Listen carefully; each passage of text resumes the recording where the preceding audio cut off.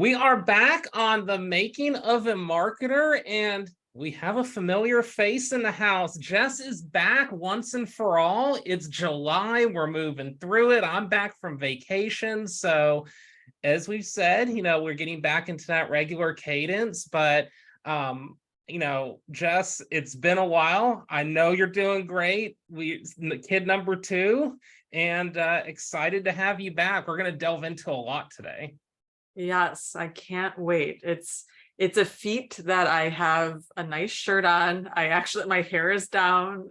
I can't play, and I have makeup on, so I am pumped. Like we are ready to go. We're back in full swing, and as promised, we're starting episode 1 of our theme park series. So the frame doesn't quite catch it right if you're watching on the video. It's Sky Rush is what I'm wearing today. So for each of our shows, I have like a collection of 20 roller coaster t-shirts because I'm a nerd and it's what I do. So this is a shirt we got from Hershey Park, and we're going to talk about our adventures the last few weeks towards the end of the episode. But today, we're talking a little Disney to start off our theme park series, and we're welcoming Lindsey Henry to the program, the operator of the Lindsey Henry travel blog, which you can find on Instagram, but also somebody that I've known a very, very long time. Lindsey and I go way back to college, and we're both broadcasting nerds and started off our careers in the broadcasting industry. For Lindsey, spent a great deal as a reporter and anchor in the news sphere. I spent time in the radio sphere. And a cool fact about Lindsey, we'll pick your brain on this later, is an Emmy nominated news reporter / anchor. So Lindsey, we're real happy to have you on board. We're going to talk some theme parks today, some Disney today, and what you've been doing on that side, but really excited just for a well-rounded conversation. Oh, thanks so much for having me. Yeah, I'm really excited to talk about everything, and so excited to see you again. It's been so long, really too long. And yeah, let's get going. I love Disney. Most definitely. So let's talk about that first. Your background is somebody that's now doing blogging when it comes to Disney at the theme parks, the different events. You're really covering it within the posts and the stories and utilizing a lot of different content. I really see that journalistic style you're bringing out and telling a story through Disney. So I know there's a lot of people in that space. It's pretty competitive where they're trying to get into that world to, be an ambassador for a large brand such as Disney. Can you just briefly explain how you got started in that and kind of where the trajectory is going for you in that world? Oh gosh, the trajectory. I have no idea. Hopefully going places, but it's a very slow process, I will say. As you mentioned, I've been in TV news almost my entire career. When I was 18, I worked in production, and then I went to Sam Houston with you, and then, got a job as a reporter, traveled across all of Missouri, California, and then finally made it back to Houston. And so it kind of started a few years ago. My husband and I decided that we wanted to take sabbaticals and travel. And, after a hard year, we just said, this is what we want to do right now. Life's too short. And then I thought, why don't I just take a whole bunch of pictures and video, because, I might not ever come back to these places. And that's kind of what we all do anyway, right? When we go somewhere, you take a ton of video, you take a ton of pictures. And so that kind of just continued on as I've been writing and traveling, and then going to Disney, of course. I've continued that. But Disney specifically, why it's been such a prevalent place in my life the last few years. Let's just take the pandemic, okay? So many places were closed down for so long, and international travel or even travel within the United States was kind of very limited. And so Disney was always a place, except for a very short time, that was open. At a certain point, they were operating at 25% capacity, no lines, but you had to wear masks all the time. So we ended up going to Disney for our honeymoon. We went to Disney for another thing. And then I did my first Run Disney race, and that kind of really started spiraling from there. I became an out-of-state annual pass holder with the Incredipass. And so that definitely helps, because now I have an unlimited amount of park days I can go. All that I really have to worry about, is the flight and the hotel. So that's a different thing about, say, somebody that lives there that can do this full time, that can just go to the park every day, versus somebody that lives out of state that has to travel to make this happen. And then you obviously want to do the most at certain times of the year. So it all comes down to um, what my, what you're doing, what people love, and knowing your audience. That's something in the journalism field, we say all the time, do you know your audience? And I think my audience, are a lot of people just like me, everyday people that want to go on a trip, that want to see affordable things that are fun, etc. And not necessarily everybody would think that Disney is affordable, but there are affordable hotels, affordable snacks, affordable food, things like that.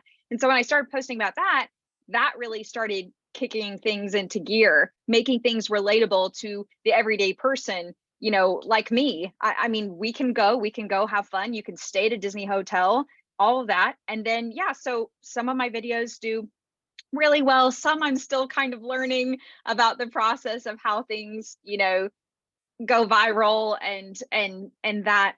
But I think one day, I mean, gosh, it would be great to work, directly with Disney and be an official ambassador. But for now, I'm just going to sit here in my Disney themed office in Houston, Texas and dream. No, I love it. And Jess, I'm thinking about you right away because you're the master of the Disneyland trip. She just did a trip. Well, how many months ago was it now, Jess? 4 or 5? Over July. 4 or 5 months ago? 4 months ago, Lindsey, for my 40th birthday. And we talked about how my interest in these Disney vloggers really took flight at the start of the pandemic. So the start of 2020, when it was just one of those things where I didn't think I was going to be able to go on a trip in a very long time, and I didn't. And I was pregnant with my first baby girl, and it was just one of those things where I wanted to escape through these vloggers. So I was able to just get that experience, and now I'm hooked. So I love what you were saying about knowing your audience and just what they're having a better understanding of, like what they're going through and what content they're going to be interested in. And I can second Absolutely. that. Lindsey, from my perspective, like our whole theme park thing, my fiance and I do is, we met each other and like, you like roller coasters, I like roller coasters too. We haven't done roller coasters in a decade. Let's do them. But I actually sparked the interest because I watched YouTubers who travel through Hershey Park and different parks in the area, and they talked about, fast passes, days to visit, hotels to stay at. Because I was the same way, Lindsey. I'd look at these parks, I'd be like, I want to go, but do I want to spend $3,000 today? Like, so it's like, is it possible to do these parks without making it like your one big vacation for the year? Absolutely. And you're right. Like things are expensive, but it's all about the time of the year. What festivals are going on at the park? Are they offering a discounted ticket rate, or are you becoming an annual pass holder? I mean, that's one thing, as you know, Andy, like Houston, we used to have Six Flags, and that was everything. Astroworld. And Yep. then, of course, when I was in high school, that got, taken away. And so our closest amusement parks are Six Flags over Texas and Fiesta Texas and San Antonio. And so it's ours regardless. So I'm paying for a hotel any way you look at it, because I'm not going to be driving 4 hours in the morning and 4 hours at midnight, to come back home, because that's just a lot. So yeah, it's definitely, a fun thing to do. Amusement parks are accessible and they're so much fun, and the food is usually cool too. So there's a lot to enjoy for sure. Definitely. So let's take it to your creative side, Lindsey. We asked this question early on in our interview with everybody, regardless of theme parks, B2B marketing, whatever it may be. We all have to use a creative side somehow. So I know this from creating content that it's a daily grind. And when you go through this, there are times where you're like, hey, I got the creative energy. There's times where it's like, hey, I'm a little stuck. How do you get unstuck creatively when you go about putting together these posts? I've definitely had moments where I felt like my creativity is just gone. So I hear what you're saying entirely. And again, I'm still learning about the process. But I think, if you're ever experiencing a lull or you don't know what to post, it's important to keep posting because you want to keep your audience. Because I notice if I don't post in a few weeks or whatever, I'm losing my audience. But if I post kind of consistently, it doesn't have to be every day, it could be every few days or et cetera, about reels versus pictures, you're keeping the audience going. And also something to think about, if you're ever in that moment where you feel like I really need help creatively, think about what people are talking about, just like news. So if you need to Google the news of the day, or if you're specifically focused, not necessarily on Disney, but say you're a Six Flags park enthusiast, Google, Six Flags news today, see what they're talking about, see what people are talking about. For instance, right now at Walt Disney World, last night, the Disney Parks Instagram just announced what they're going to have snack wise at Mickey's Not So Scary Halloween Party, which goes on from August to October, to Halloween. It's a very, very big thing that draws in lots of crowds. And so they just posted the food, and then I repost it. There you go. And then it also reminded me, last year I made some mummy hot dogs that look just like one of their things. Today, if I wanted, I could repost that and say, have a connection. Doesn't this look exactly like what they're about to sell at the parks? And then you got people talking again. Oh, how can I make that? And et cetera. And it kind of keeps that going. So anyway, if you have a moment of, where you're feeling like, I don't know what to do next, just look at what people are talking about, because that's often, a good place to start for sure. That's something, just I think you and I talk about a lot. What hashtags are being used in your industry? What's the conversation? How can you be a part of it? And I think really, how can you organically become a part of that conversation? And I think that's what you're really hitting on, Lindsey, is that they put something out there that's going to be super tailored. We know the production costs that go into some of these commercials and all the razzle dazzle, but putting an extension onto it in more of a personalized, organic manner helps you kind of put the same news out there, but also in your own voice. Absolutely. I think so, for sure. I mean, having a connection, I think that's kind of like what life's about in general, like having connections with others, right? Friendship, things like that. And when they feel like, I can't go to Disney, but I could have those hot dogs at home. Oh, and she's showing me how to make them. I know that sounds silly because it's a hot dog, but it's a mummy hot dog. So it's kind of cooler than just a hot dog. Okay. But it's good. It's good. And getting people kind of talking, and again, knowing your audience. I think that's the biggest thing, is knowing who is following you and why and what they want to see. And that really helps. So most important question out of all of our questions today, this is for all of us, is favorite Disney ride, any park, any ride, any time frame. I need both your answers, and then I've got mine locked and ready to go.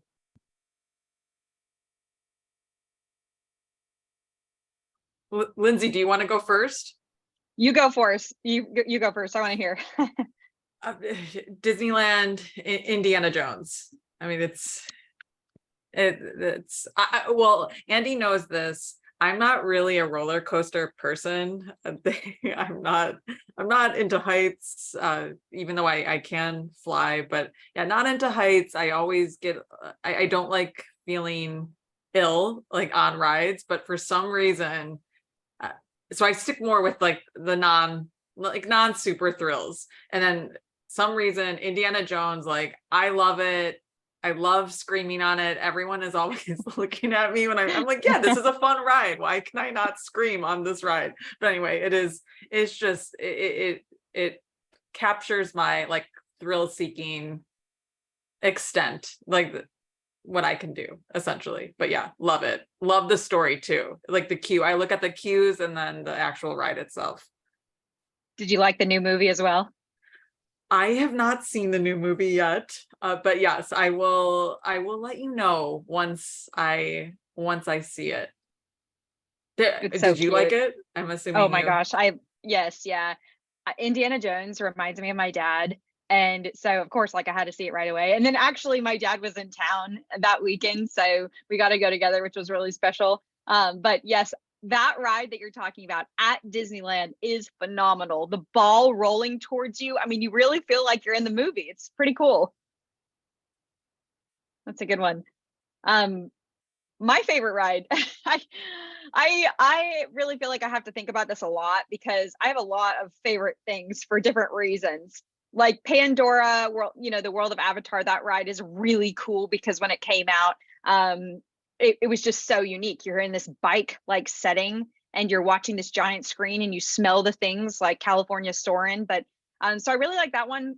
I love the new Guardians ride at Epcot. I think that one is super cool. It's very smooth and the music changing per every time you ride. I think that's awesome as well.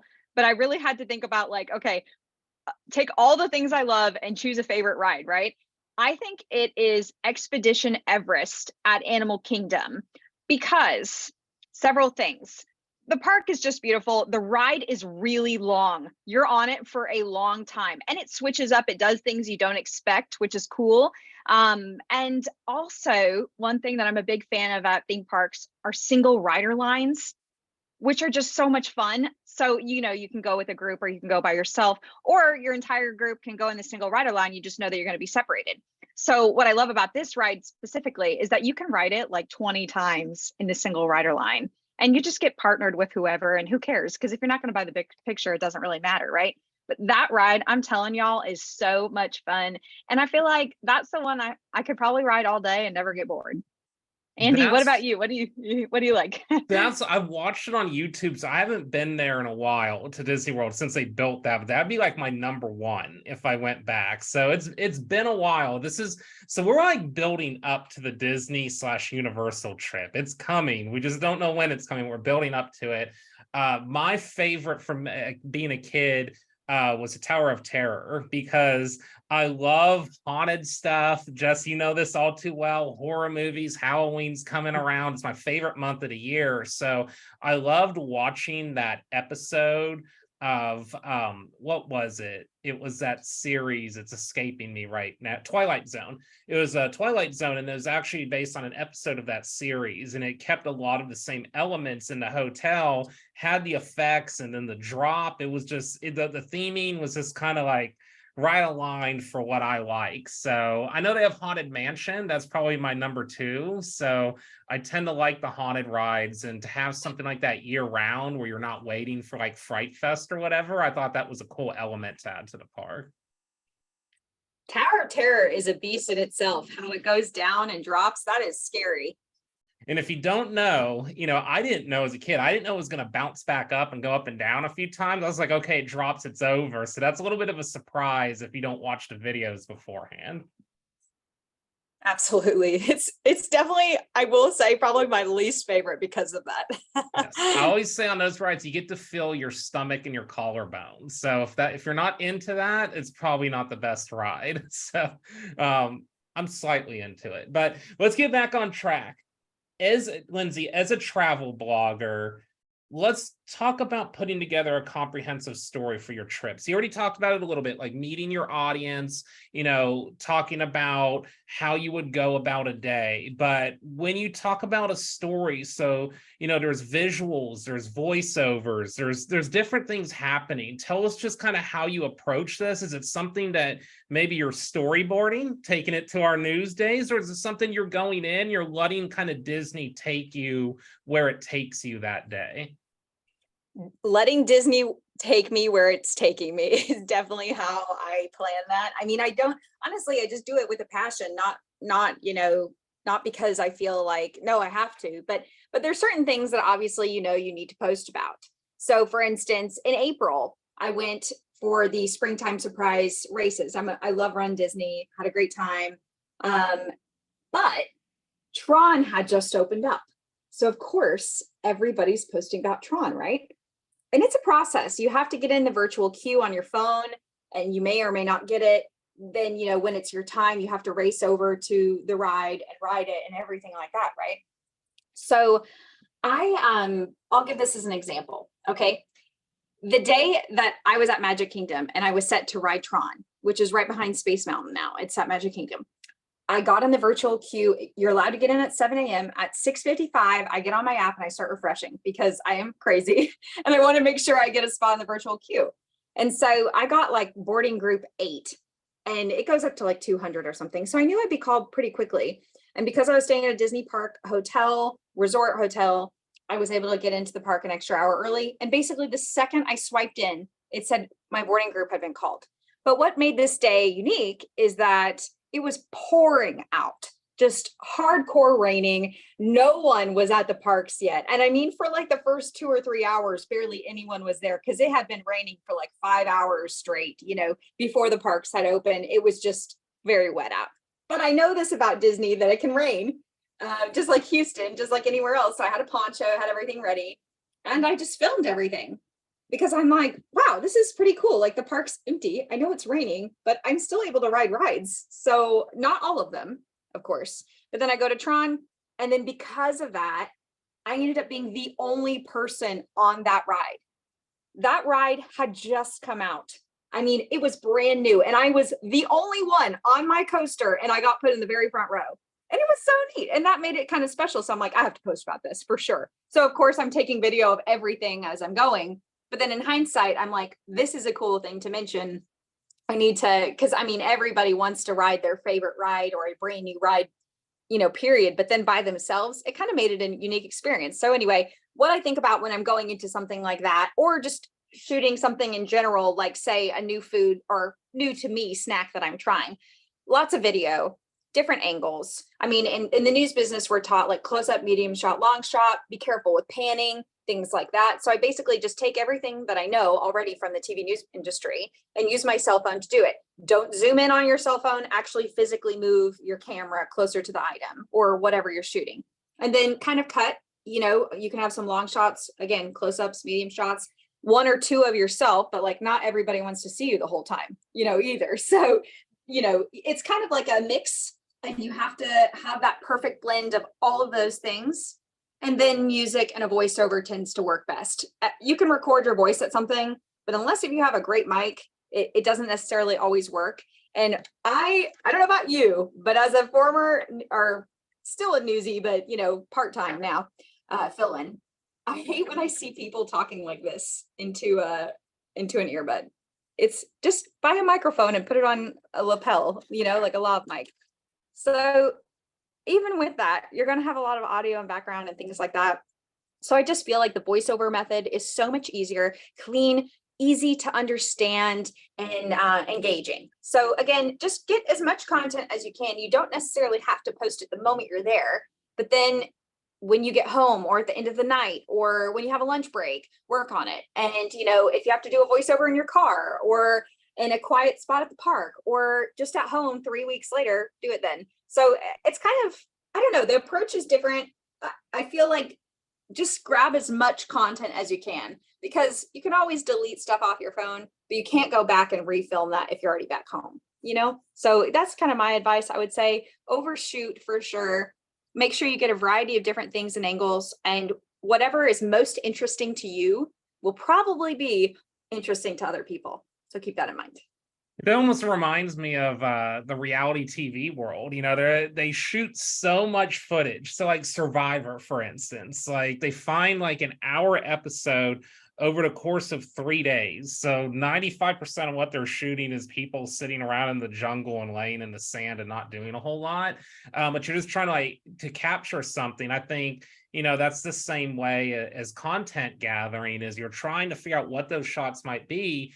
And then, if you're turning this into, let's say, a 30-second, 1-minute cut, if you've given yourself a lot of these shots, you might be able to go back and piece different things together. The other thing I thought about while you were talking is some of this could get banked. So do you go through your footage later and maybe like clip it, bank it somewhere and save it so you have it somewhere like on a G drive or something that's accessible?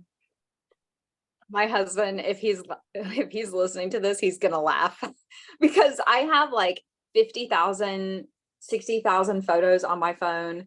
I have probably 20,000 videos, and I have an iCloud. And that is how I operate. I don't delete anything. I mean, I should. I do delete periodically if something's really bad, like I'll delete it right away. But I just keep it there, and then it auto updates to the cloud. So that is how I'm operating right now. Not necessarily the best option. I know I do have an external hard drive and a computer and all of that, but then it comes to uploading PC versus Apple, et cetera, it's a lot of complications. And so I feel like it's just best to keep it on my phone, because if you're editing on your phone, if that's what you're doing, keep it there. But if you are, say, using a GoPro, which I also have a GoPro and a gimbal, if you're using a GoPro and a gimbal, obviously the PC or Apple computer is going to be the best place to store and edit that, because you're not going to be able to, well, you can actually edit GoPro video on your cell phone, but it's a little different. So I do have an app where I get my GoPro video and I send it to my phone, but the file is so large. I see a lot of people, basically, I will also add, when you go around at the park that are YouTubing or on Facebook Live or etc., and they'll have either their phone or a GoPro or whatever, and they'll go live the whole time, or they'll shoot video just nonstop the whole time. That's great. And it works to an extent, especially if you're trying to see the parties live, etc. But a normal day at the park, maybe you don't want some of those shots, or people are constantly walking in front of you and things like that. So it's good to get a variety of short clips that you can edit together. And like you're saying, like if you're making a 30-second video, obviously you don't want to have one clip be 30 seconds. You want to have, maybe each clip is 1 to 5 seconds. And that keeps you engaged. The more you see, the more you're interested to keep watching.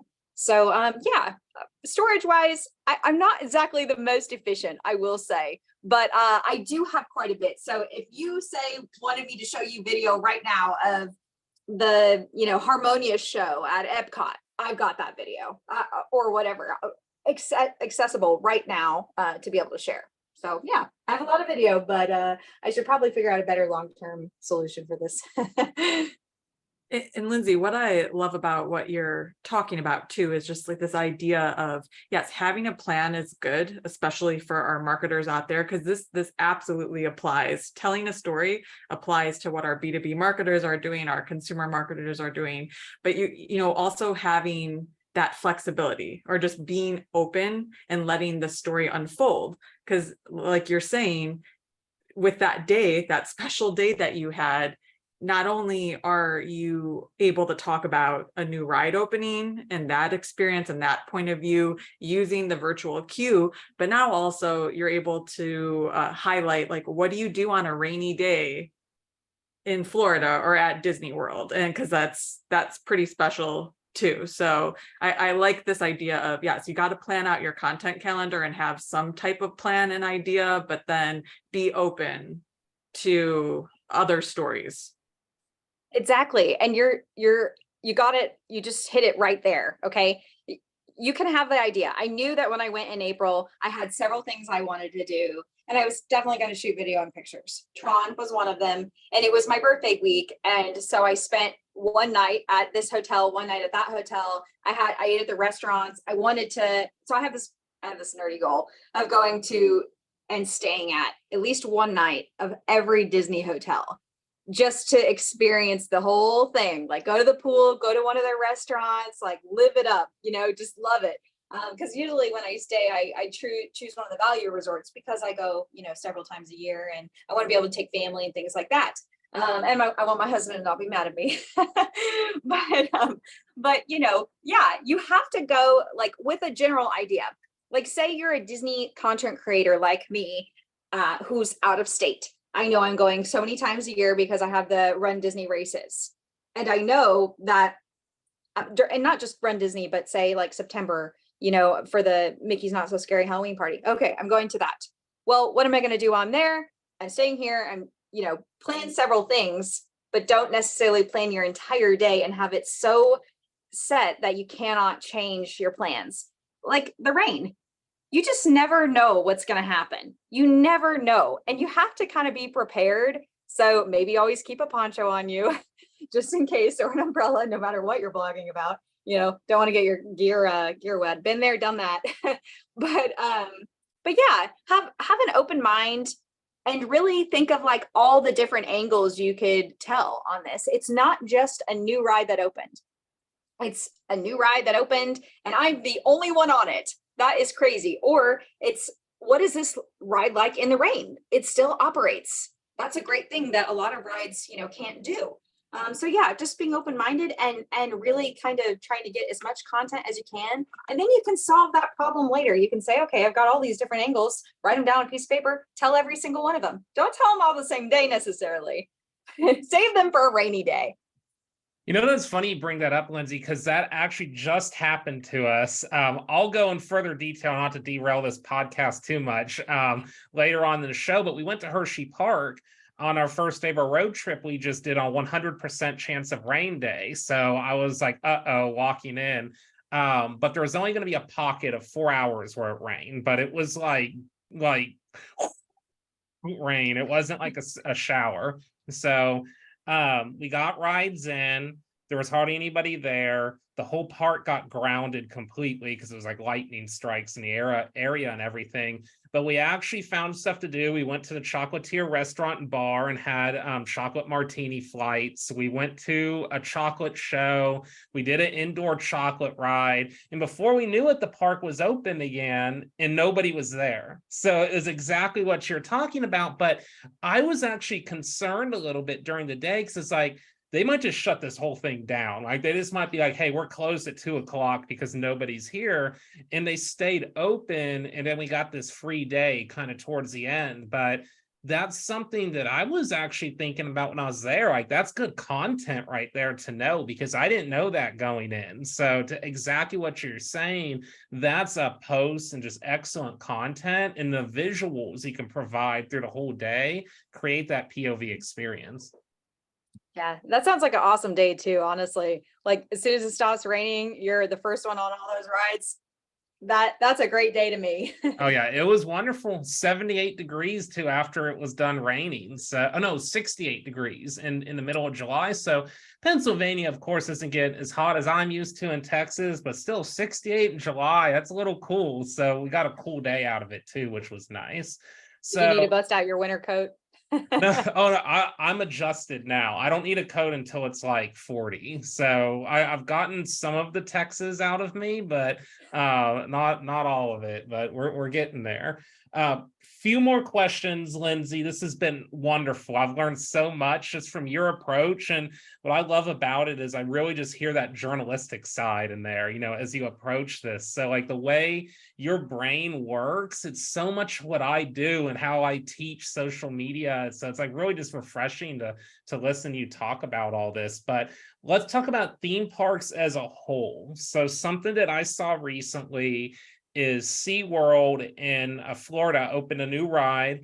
And what they did is they actually had a blogger influencer day. It wasn't as much of a news media event, because you have the news media events. We're familiar with those.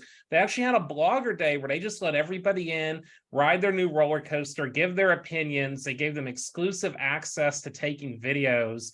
And just think about all the content. You have 25, 40 different influencers doing this. And I thought about it and I was like, why is not every theme park taking this template to get free marketing? So my question to you is, just doing your work at Disney, do you think that theme parks have been pretty proactive in bringing together this community, or do you still think there's a lot of work that needs to be done? I mean, I'm not being invited yet, so I definitely think there's work to be done. Selfishly, okay? No, I'm really nobody. There are influencers with 100,000 or 1 million people.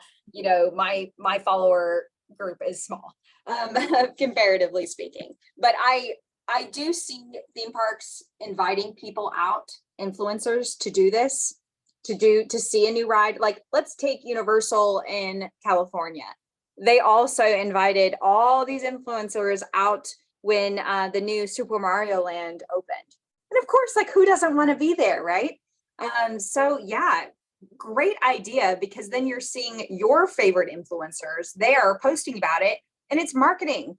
I mean, it's a win-win in my book, okay? Because the people that are creating that content get the joy of the experience, right? Like, you're gifting them an experience that they're never going to forget. I got to ride blank ride first, or I got to ride this ride before it opened, and with no one on it, whatever they get joy from out of that, like, they get to experience that. But then the people that are watching their content are getting the marketing for it, and they're getting real life marketing. They're not getting a billboard. They're not getting a commercial. They're getting somebody they know and trust to tell them why this is so great, or the foods they liked or didn't like. And so you're kind of go along with that. I mean, if somebody says, oh, this hamburger at Toadstool Cafe is amazing, but the fries are kind of, you trust that person, or you think you do, you're probably going to listen to them. So it's a great way for businesses to market in general. And I would say any business can take this philosophy and go forward with it. Okay. It's not just theme parks. let's say like a jewelry store or the Astros or whatever. If you take these things and say, several days a year, you have influencers come and meet all the Astros and just play ball with them, like toss a ball around the ballpark. Everyone's going to be like, oh my gosh, what are they doing? And it's going to get you engaged, and it's not costing that business much. Like Disney or these theme parks, is it costing them much to run that ride once or twice, or for a day, or for an hour, or etc.? The park's probably already open. It's probably just that one ride that they're having to staff by a few people, and obviously electricity and et cetera, et cetera. But Disney makes so much money, they don't even care about that, right? So I think about it, the cost to market and to pay the influencers, or to pay for advertising in each state, or to pay for commercials or internet advertising, et cetera, is great. But influencers are people that want to go, that might even go for free. I mean, like you and me, right? Like if I got invited, yeah, I would go without being paid in a heartbeat. You want me to ride that ride for the first time? Absolutely. I will do it. Hands down. So I think that it's a good idea for any business to offer kind of an influencer like day. And when they're using influencers to be more broad, there are a handful of people that have 1 million followers, right? But if they choose influencers, I think from different states or different cities, people that don't necessarily just live in Orlando, that are from other places, obviously there's going to be a cost with that, like a flight or whatever. So how do you figure that out? I don't know. Is the business paying for that? Is the individual paying for that? But if you have a more wide, selection of influencers, I think that would definitely also really help. Don't just, like, if you have a jewelry store and you're bringing influencers in to show the jewelry off to market, right? Don't just have, Miss whoever there. Have everyday people like, wow, I've never, held something like this or whatever. And that reaction is organic because we all feel that, right? We're like, whoa, that's unique. So yeah, I think the marketing business in general can change a lot over the next few years when they're learning more about influencers as well. Every single company can use influencers. It's a way to market, and it's a way to help, boost views, boost income, revenue, things like that. So yeah, I definitely think it's a good relationship that they have, but I think that it could be done differently in the sense that choosing people more broad, and not necessarily just choosing influencers, choosing everyday people. Like if they went in the park and got a whole family and said, hey, do you want to ride Tron before anyone else? Can we film it for our commercial, or can we film it for social media? I'm sure the family would say yes, because who doesn't want to do that, right? And then there you go. There's an organic thing where you get to feel the pure joy of happiness from somebody else, and it just kind of engages you more. I love it, Lindsey. Well said. You took my influencer spill almost word for word that I've had a number of times, and have basically hit it out of the park. Last question for you. I'd be remiss if I didn't ask. Newsies, Sam Houston State, we go way, way back. We both today talked a lot about how we bring our journalistic nature kind of to the table and what we do. Curious your thoughts, just in your background in news and in doing Disney blogging now. How has that shaped in your abilities and what you're able to do? And then also, I feel like there's always a lot of people in news that, whether they're looking to switch careers, do something a little different, whatever it may be, I've always felt like the background that we have really arms us for a lot of different creative things. So just curious kind of how that's worked for you and how that's helped you kind of craft this thing out. Like I said, I'm still figuring it out. Like, I feel like a newbie, when it comes to the influencer realm and travel blogging in general, which is mostly on Instagram. I'm still learning, but I think a lot of the things that I learned, through working at a TV news station when I was young at Sam Houston, a lot of it has to do with what's currently going on in social media, which is visual storytelling. And it's not just photography anymore. It's videos, and it's videos with music, and it's videos with editing and titles and voiceovers and things like that. I mean, that's literally what we did, right? As a news reporter, a news anchor, videographer, producer, everything, I did all of that. So shooting something, interviewing people, writing, editing, voicing over, putting music or not, all of that. It's the same exact thing, but on your cell phone. So I think what really helped me, honestly, is before I left the news industry full time, which I'm still available to freelance. I don't ever say I'm fully out because there's definitely opportunities that could come your way, and I want to be open minded, you know. But I started doing periodically storytelling on my cell phone. I shot a whole package on my cell phone just because I shot the whole package on my camera, but I wanted to see what I could do. And so I shot everything on my HD video, you know, cell phone, edited it and compared, and they looked pretty similar. So I'm thinking, okay, you don't need to spend $10,000 anymore on a nice camera. If you have a nice phone that you're using all the time, make sure you have a good hard case, because I have broken a few phones. But, you know, taking care of the equipment that you currently use and using it to your advantage to help definitely helps. Learning about the different types of shots and what's successful and what's not. You know, close-ups of food. Everybody wants to have a mouth-watering, you know, sandwich and or whatever, a steak, you know, so you want to see that sizzle and everything. So just think about the things that you'd want to see and you project that onto your visual storytelling. But, you know, when it comes to like storytelling in general, not just visually, telling a story is important. And that's what people want to see. They want to see a beginning, middle, and end, and a catch. Why are they watching this story about Tron? You know, why are they watching this story about this amazing sandwich?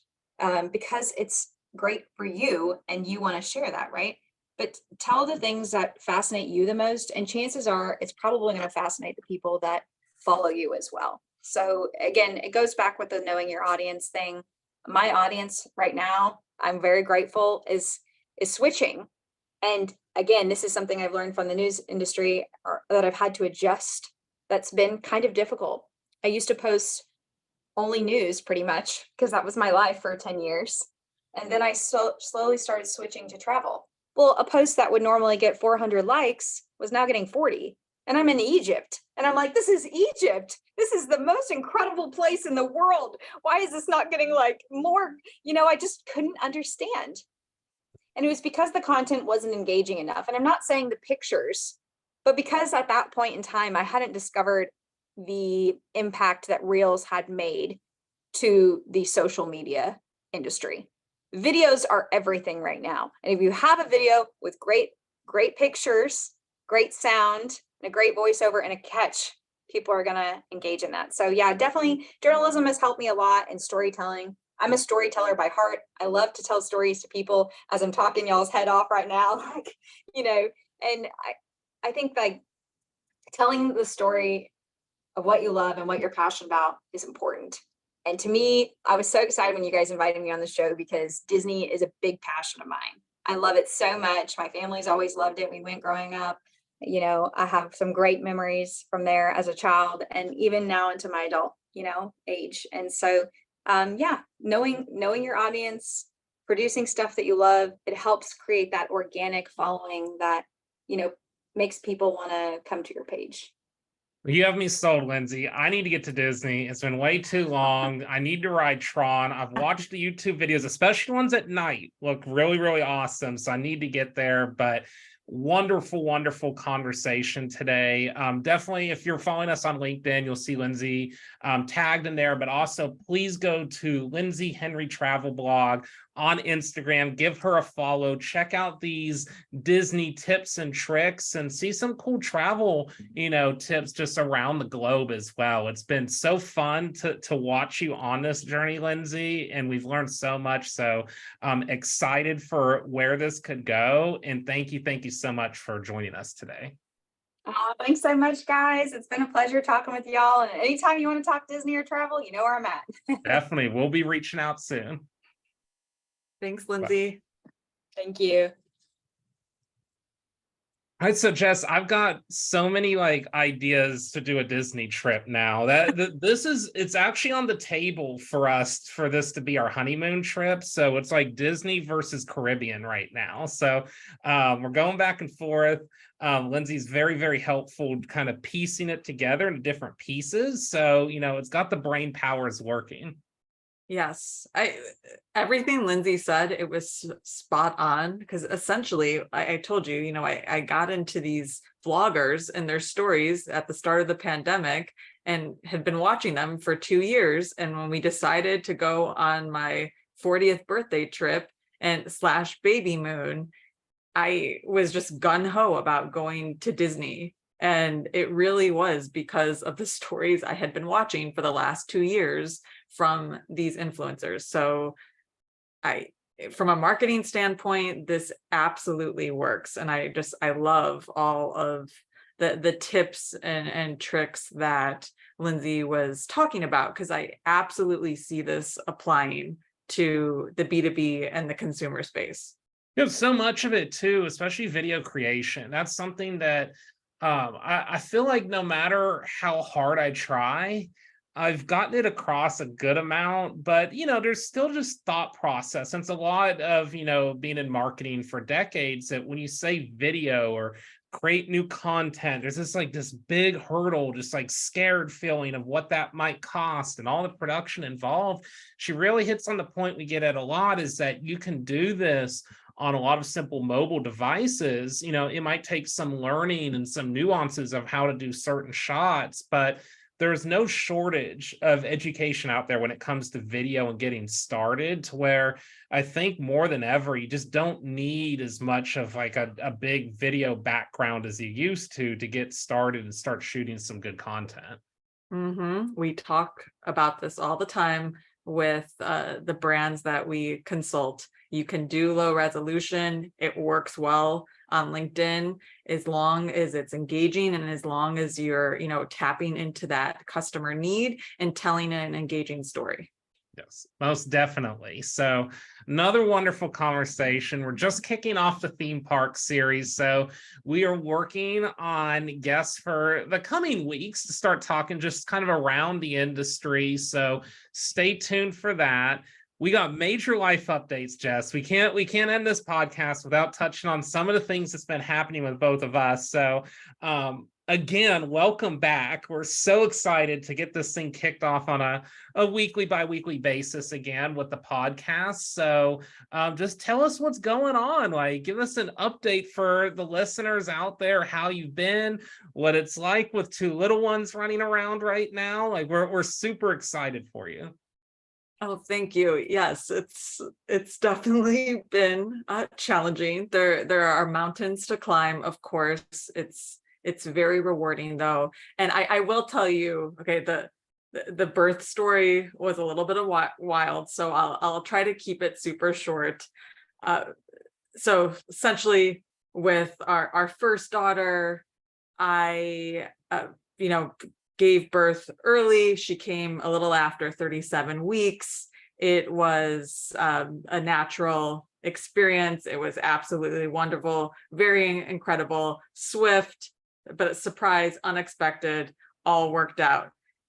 My doctor was not there for that experience because we had her on a Saturday, early Saturday morning, and my doctor does not work on Saturdays and Sundays because he's just so busy throughout the entire week.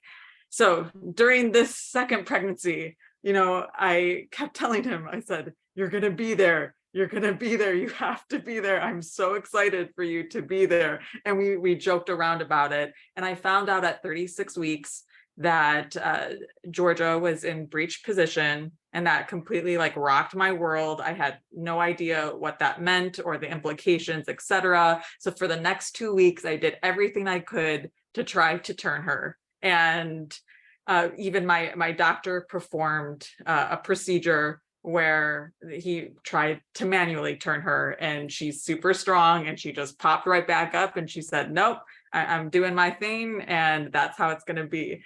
So I came to terms with the fact that I'd have to have a C-section to have her in the hospital, to have her the safe way in the hospital.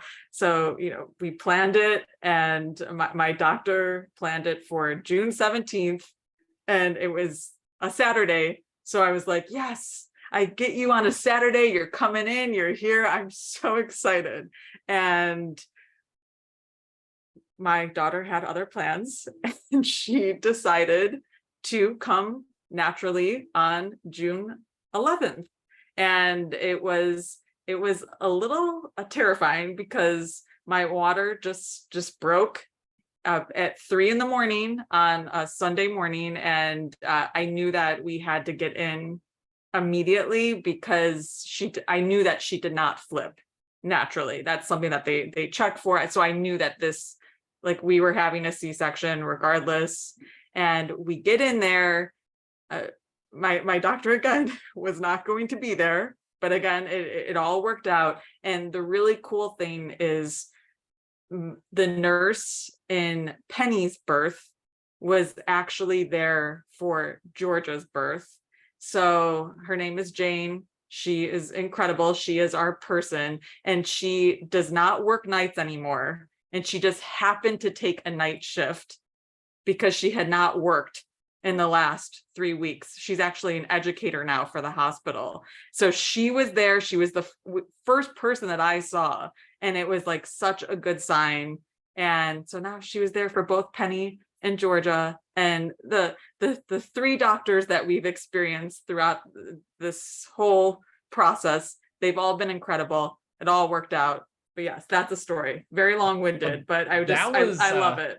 That was some plot twists right there at the end, because, we got the word, you reached out to me to let me know baby Georgia was healthy, everything was good. And then I was like, it's June 11th. Like you're saying, I was like, this is soon, isn't it? I was like, okay, cool. Like when you said it to me, I was like so caught off guard. I was like expecting to like check. I was going to check in with you in a few days to make sure everything was going good. But I'm just happy that it went smoothly. You talk about the roller coaster ride. Those are some stark changes, like just leading up to it. But most important part, you're healthy, Georgia's healthy. And, that had to be a relief, getting your nurse that she had before, because I know that's a very probably important part, having that rapport with somebody that you trust. Yes, definitely. And I joke around with my doctor. He's not destined to be in these births, but that's okay. And also we are a weekend family. Things happen for us on the weekend. But it all worked out. And I've learned you can have a plan. I've talked about this. You can absolutely have a plan, and you just have to be able to adapt and be flexible, because plans don't usually work out the way that you think they're going to work out.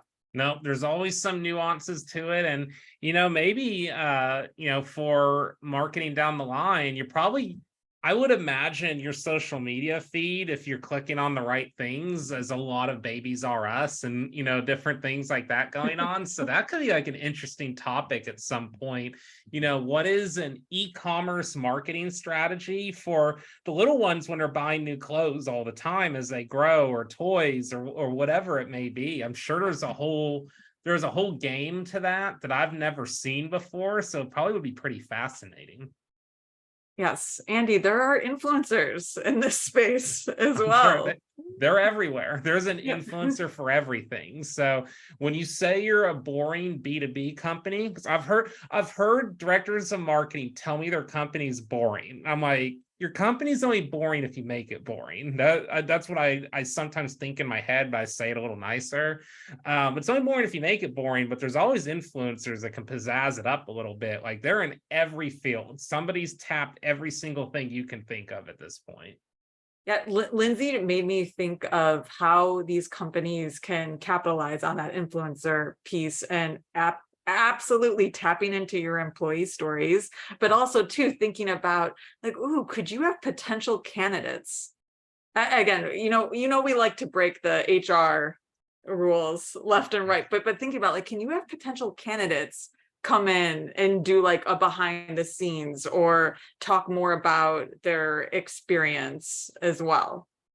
Definitely. I mean, everybody's a potential marketer within your company, even if they're not a marketer, or candidates. Like there's so many ways that you can do this, and it's just, you got to break. There's no book. I think Lindsey hit on that, is that it's a lot of learning as you go, but just remember, everybody's doing that. If there's a book on influencer marketing, which I'm sure there is, it's probably going to be outdated in 6 months because it changes so much. The whole thing changed when TikTok came around. Even though the other platforms aren't TikTok, everybody's doing TikTok style video right now. They're doing TikTok style video on B2B on LinkedIn. Everybody, it changed everything. So I think that with that, it gives everybody a reset every 6 months, 1 year, whatever it may be, is that now this could be your entry level into the game because the whole thing just changed and maybe you can get in with that new strategy. But I do have my story before we conclude here. So we did some travel, as you know, we went to some theme parks. We did Hershey Park, Dorney Park, Six Flags Great Adventure, and a quick trip to the Jersey coast. And great time. I told you story number 1, Jess, at Hershey. That was actually day 1 of the trip. So we're looking at weather, you know, a little bit of ways out, and it's like day 1, it's going to be, this isn't like rain they're calling for. There are like potential for 60-mile-per-hour winds. So I was like, okay, that's probably not good. Is this going to last all day or is it going to last part of the day? And what we saw is it's going to be part of the day. So it's like it's going to hit and it's going to go. So my biggest thing was just like, I hope they don't shut the park down. So we got lucky. We manufactured that day. We actually had the fast passes where they came in handy at the beginning of the day. At the end of the day, we didn't even need them. But we went to Hershey the second day, and the second day was just like a quick, let's do a few things and leave. In the line to get in the second day was, I think, 5% chance of rain, 92 degrees or whatever, so much better day.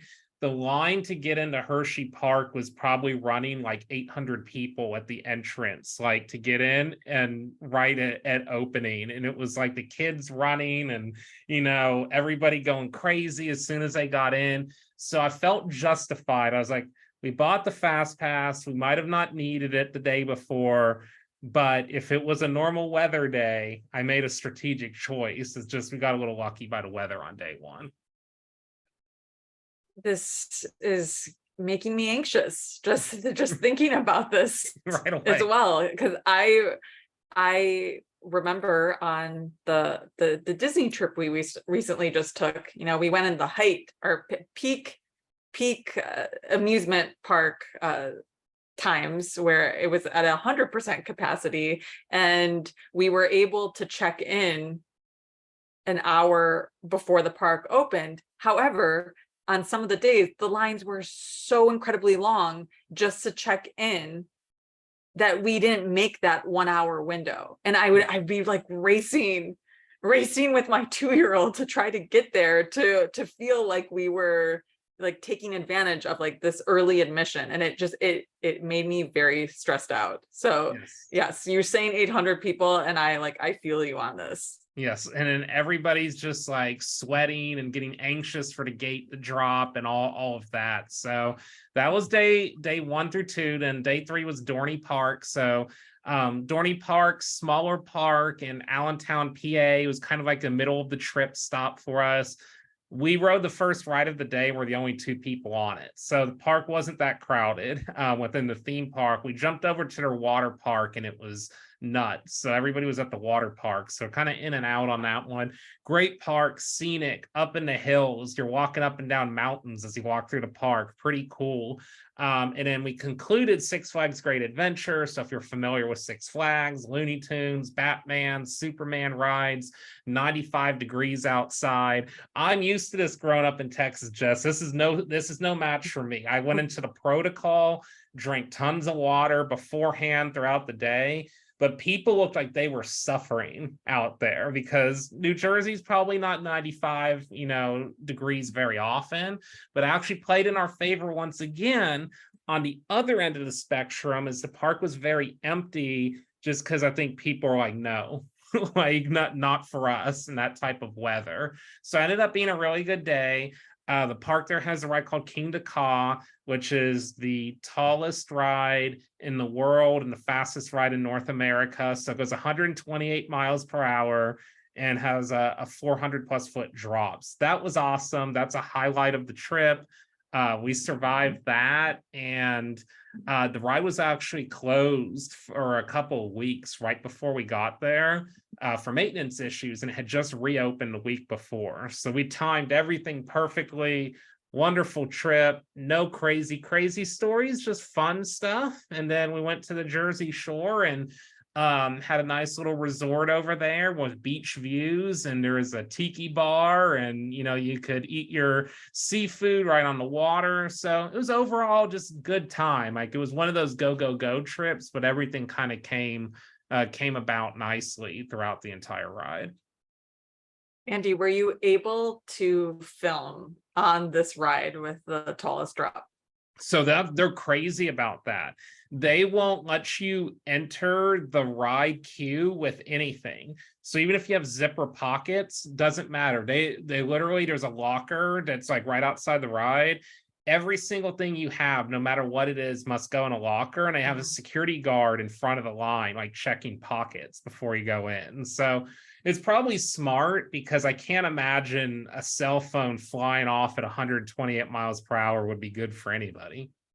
Yes, I'm not thinking of the safety piece there, but again, I don't know. I'm thinking of an angle here where maybe you could be a theme park vlogger, because you're hitting a lot of theme parks here. I'm loving the stories. I absolutely would watch your content on you riding these rides, because I'm not going to ride them. Yes. So I want to live vicariously through you. Or maybe we could even do a recording of the podcast when you're at these theme parks. I'm just throwing some things out there. Now, Yes. I have to convince my fiance Kristen. I have to convince her, hey, we're not only here, but we're doing a production while we're here. So I have to convince her. She does TikTok videos already of the cats, so like she's already getting in this world a little bit, in the cat world. But we have to show our faces and like do more things. So it might take some convincing, but I can see where you're going there. I would have a lot of ideas, but the thing is, I'm like a little kid at these places, and I'm like just ready to ride. So I would have to slow myself down to like get the production in as well. That would be the most difficult part for me. Almost like the hot ones. Is that what that's called? Where the celebrities eat the hot sauces and then they're interviewed. We could bring marketers, or you could bring marketers in and ride these rides, and you're asking them questions as you're riding the ride. Oh yeah, asking them like marketing questions. What do you think of the Batman theming that we just swung like past at like 60 miles per hour? Yes. No, we got good ideas. Making a marketer season 7. You know how like the shows, like they start off a little normal and then they get off the rails a little bit. That might be like our later seasons. We start going to that. Like it. But that is all the time we have for today, Jess. A wonderful first episode for our theme park series. We'll have more on hand.